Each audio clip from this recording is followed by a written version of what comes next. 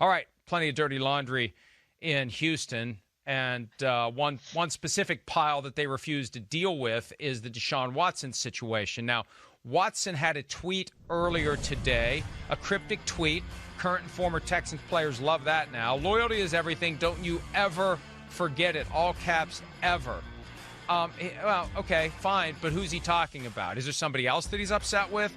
Were the Texans not loyal to him in some way? What did they do that reflected a lack of loyalty? It raises a lot of questions, but then the answer was supplied by ESPN, which reported that Deshaun Watson has met with new coach David Culley and refuses to play for the Texans.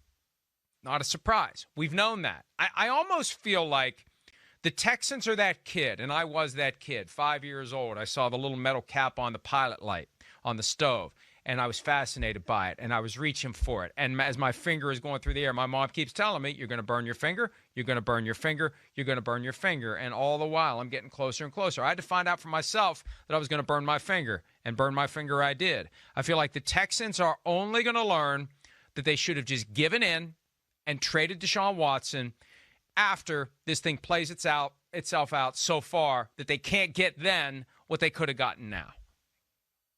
And that's what I've said all along is going to happen, Mike. This is just headed somewhere with one side's got to give in, and it does not sound like to me from everything we've heard. Again, we have not heard directly from Deshaun Watson as far as giving an interview. We've read the tweets. We've heard things elsewhere. We have not heard directly from him, and maybe that's the next step is for him to talk. But the Texans have dug their heels in that we have a franchise quarterback, and frankly, he's only $15.94 million if he's on the team, $21.6 million in a dead cap hit if he's not on the team. So I get from their standpoint, they've got the franchise quarterback. They don't have him at very much money this year. They want to build around him with a new staff. I get all the reasons that Houston wants to keep him, but if a guy doesn't want to play for you, I just don't know how that's supposed to work, because I don't see him showing up for anything. Not going to have the regular offseason, so big deal.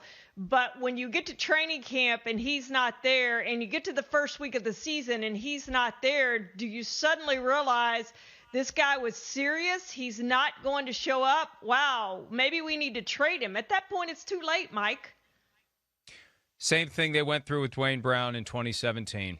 He didn't show up. Trade me. They ignored him. He finally showed up, and then they traded him to the Seattle Seahawks, and they surely got less than if they had maximized their leverage and looked at the full market and gotten multiple teams to the table back during the training camp, pre-training camp, off-season, March, May, April timeframe. All right.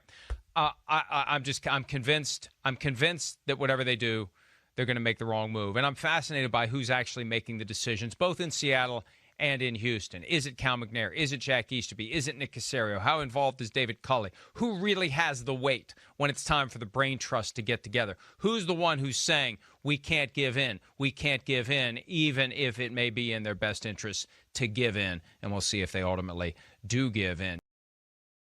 Hi, I'm Mike Tirico, and thanks for watching. Make sure to hit subscribe for the latest news and highlights from NBC Sports.